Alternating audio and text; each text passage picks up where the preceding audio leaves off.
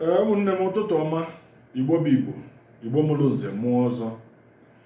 Asị m unu na chi efoliwekwenụ. Ọmụ bụ Chukwuka Dibe, ugebe n'aja nke mbụ agba ogidi, akụ ilili nke abụọ ama nna m wesịalụ. Asị m ka anyị kene Igbo si ụtụtụ ọma, efifie ọma, anyasị ọma, dipendị na ebe onye nọ. Asị m na Igbo na anyị azụkwana ka afịa ma ya ma nna ka afịa, na nweze anaghịkwa na atọ na mba, anyị ama nkwakwa na ọta, na nweze anaghị akwa ọta. Igbo bụkwana nweze ka anyị bụ. Asị m nọ n'iru n'iru ka anyị ga na-ama ya ma mmanakwa n'azụ, na nwenwe anaghị ama n'azụ, nọ n'iru n'iru ka nwenwe na ama. Asị m na chi ugo anaghị ajụ ugo njọ. Sụdụ na ọmaka ya emela anyị, ifeọma ya emela anyị, anyị bụ Igbo. Ụtụtụ a taba eke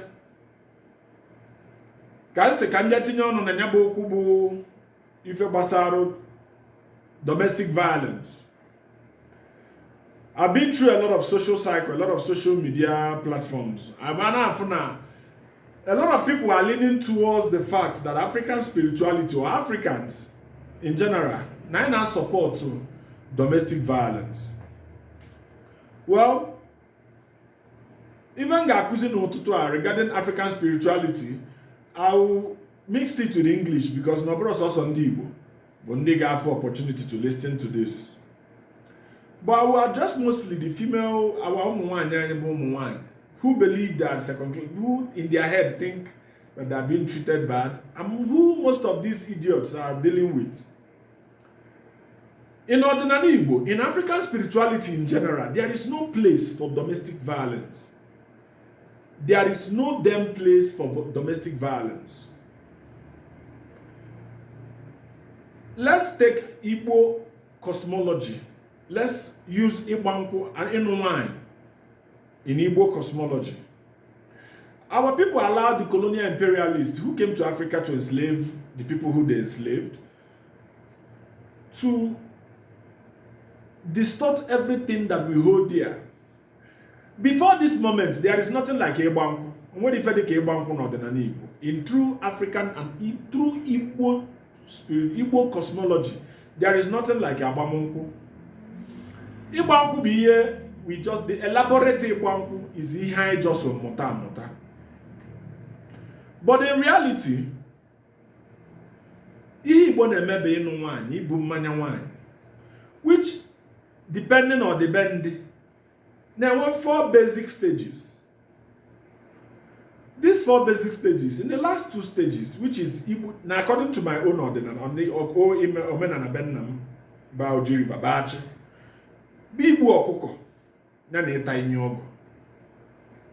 Manaketa replaces the room we had in it, Bozianya, Ebanku, elaborate. They forget the main concept, the main thing that our ancestors did to checkmate this domestic violence. There is what we call ita inyogo, nyana iti, nyana ekwu iti obili. That is yana pia iti otiti obili. That is ekwu iti obili. Gini be ita inyoga, nyana ibu okoko. Kaira put the other aspect of abamunko, the other aspect of imehe ibu manya wine. Let's go direct to the point, so this video won't be long. Kaira na the aspect of ibu okoko. There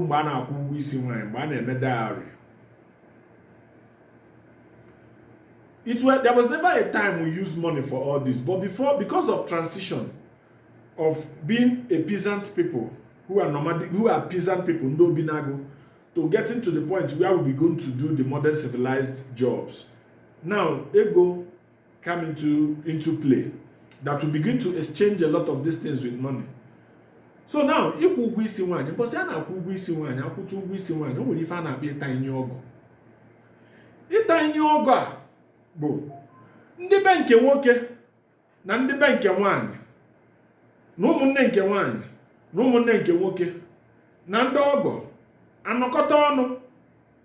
Eweta inyi about something like to take a note, where the man will say, I will never hurt you as a woman.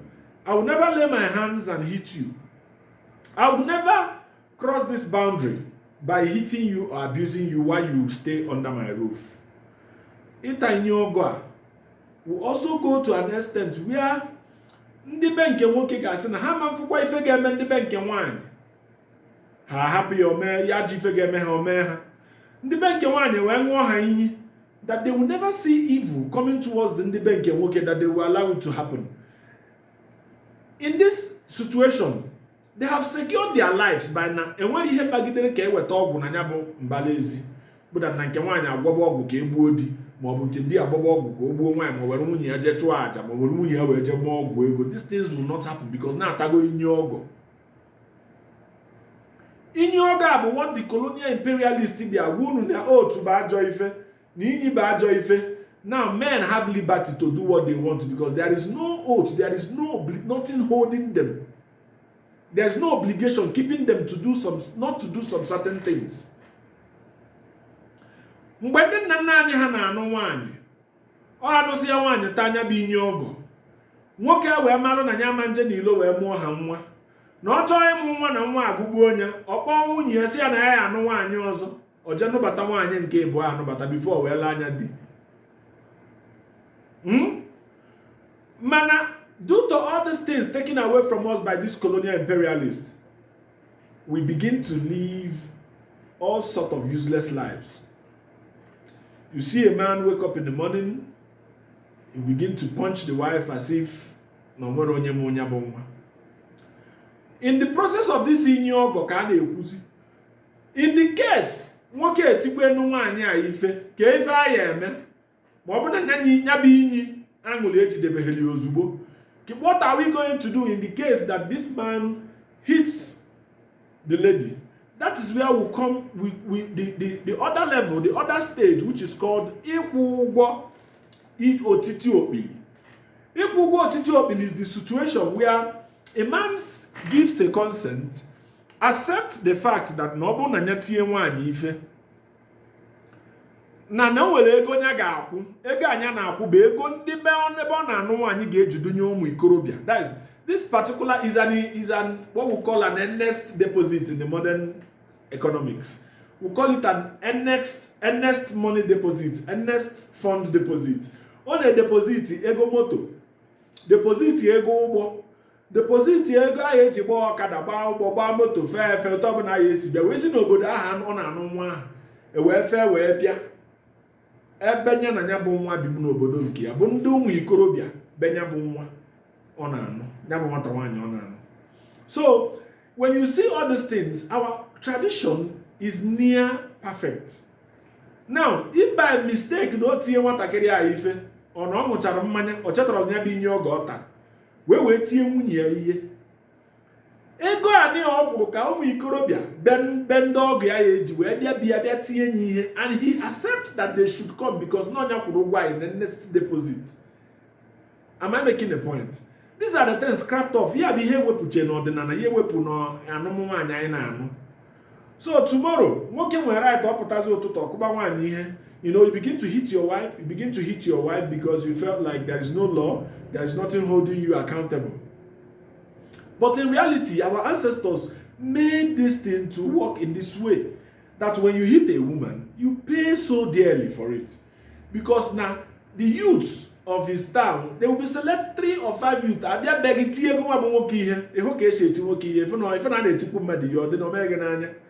So, we must understand that also in Odinala Igbo, the only point and at the stage where a woman is allowed to leave her house or the matrimonial home is when the man abuse her, So let's not act as if we are barbaric people, we don't know about this, we don't have a law guiding us in all these things.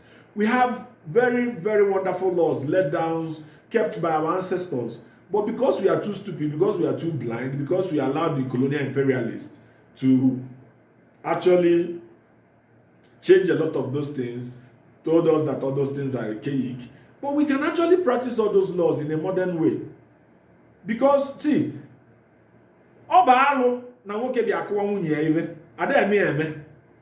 you see these days, we have broken men who does not know anything. These are people who are elders in the church, these are people who still practice Odinala. But in their various homes, they hit their wife because nobody practice the law. wee taa inye ọgọ ịmagoro na ime ajọ ihe na ịma nnọkọta na-aja gwọba ọgwụ ka ị were nwunye gị chụọ aja maka ndị ji nwunye ha eme ọgwụ ego. You know that this is out of the game now. Imago now that you cannot kill your wife. Imago now at this point you cannot hit her. Imago at this point you cannot hurt her. Because the inyogo protects her from you in a certain aspect, in the evil aspect. Nyawa na onwe ya, goma na onwe ya the comfortable na nwunye ga mantinye nse na nli wee nye gị ka ilie because na ọtali inyogo. Ọtali inyi dị n'etiti di na nwunye mgbe anụsịala ya. Our ancestors, they think extensively. They understood all these things. So I want to tell our sisters, especially the African people, especially the Igbo people, that why not you demand when a man comes to marry you that we complete these processes, the real processes of Odinala, by saying naga ata inye ogo, na ya kwụgwọ iti okpili, iti otiti okpili, debi adebe na ụmụnna. What happens to the ụmụnna allow ndị ụka imebi ka isi eme ọdịnala? Ịnụ nwaanyị is not a church practice. It's Odinala Igbo. It is divine principle of life. Why not we keep it the way our ancestors have made it to be? Which is, in Igbo eko aka n'ụzọ, Igbo mmanya mbụ, Igbo zuo mmanya, Igbo ọkụkọ nyabe ụkwụ ụgwọ isi nwaanyị, that is ime the dowry. Imecha anya, ime gịnị? Ata inye ọgọ, atacha inye ọgọ. Eme gịnị ọgụzọ dede atali inye ọgọ ka a na-akpụ megịnị kwụọ ụgwọ iti okpili nwaanyị maka na mbọsọ ọbụla ịkwụ nwaanyị ife na a ga-apịa gị okpili ịmakwa ebe okpili ebu ukwu nkwụ anaka nkwụ, that's the palm fraud, that's ebute palm fraud, the edge of the palm fraud ka a na-akpọ okpili were ya pịawacha gị azụ as a man for hitting a woman. Nobody is exempted. Even if you commit such crime, and are there and were opiri, pia opiri, because gini makana gini me, makana omela iti one give balo na Igbo. Kama nuni ne jabeloka, rapozia omenana, rap ifu nu kwesiri ime, rapo mebezia ifa na tonu ya mebi fe mada amaro. Obu na anu nwanyi ka esi anu nwanyi. Ta inye ogo ka esi ata inye ogo. Mee malobe ka esi eme malobe. Mee ife niile a na-eme na nwaanyị megbadi ya. Nwoke enwe ife na-atụ ya egwu. Mara na mbọsị o buliri aka iti nwaanyị ihe. Na ụmụnna nwaanyị ahụ nwere right isend ụmụ ikorobịa 5 abịa tinye nya nwa ife. Because he signed to it. Mgbe nye nwa wetara ego ya wee kwụọ ụgwọ nya bụ iti okpiri. Ọ ma that na ọ commit the crime. There is a grave repercussion waiting. Ọ ma na inye oge ahụ ọ tara na ọma nji nwunye ya tụọ mee ọgwụ ego. Ọ ma na inye oge ọ tara na ọma mpụ na iloche dị na nwaanyị na ọ chọọ ịdị na nwaanyị maka na ada na ọ chọọ ịnwe nwaanyị ọzọ na ịmụ nwa. And our people need to understand that polygamy is not born out of sexual hunger. It's not born out of harlotry. It's not born out of sexual predatory. It's born out of productivity. So nwoke chọrọ feel like, yeah, I have to have more productivity, money and all these things. That he wanted to marry another wife. He will go and seek the consent of the first wife and say, Madam Biko, look at how it is. There is a need for me to get another wife for some certain personal reason known to me. And when he consent, or general the second wife. But not because you know from wine, protects that. So our people no na but our ancestors made a system that will guide all of us.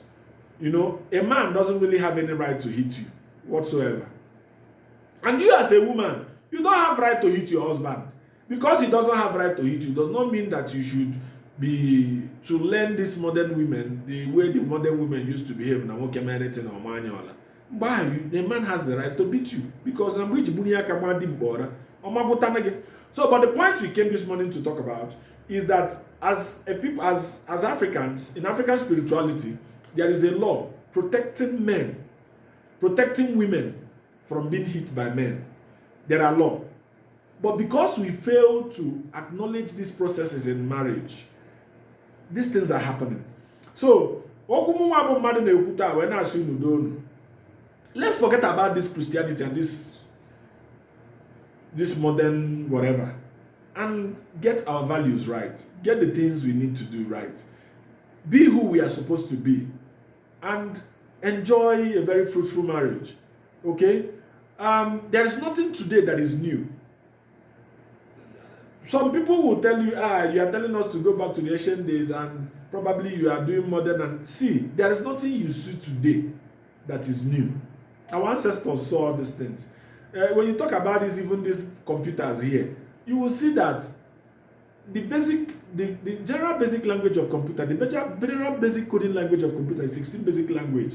Ask any coder, ask any person who is a computer literate. It's 16 basic language. And what are those 16 basic language? Our ancestors know it's and 252 combinations. So we know all these things, just that we could not even actually modernize them. Okay? So my people, let's not act as if, as Africans, we don't have things protecting us even before the Igbo begin to make laws, the modern laws. We have things protecting us. So I urge everybody to go back to our roots. When you want to marry, a woman, when a man comes to marry to you, wants to take your hands in marriage, tell that man we are going to complete the processes of our tradition. The processes of our tradition is that nana tiny ogo, atata ogo, emegene, ame ife de megene Ethiopian, which is that you cannot hit me, and me I cannot hit you. I must be subject, I must be respectful to you. Since I live under your roof as my man, as my Lord, and because a man, D is Lord. That is the definition of Lord. That's why we have Dinta, DG. These are Lord of wine. These are Master of wine, Master of DG, Master of yam, Diochi, Master of all this D in lexicology. That is in English language means master. So once you live under the house of your Lord, your husband, it is no man or any right whatsoever to hit you. And you yourself, you have the right to communicate with your will communicate here. All these departments have their. Then even as a man, is yours.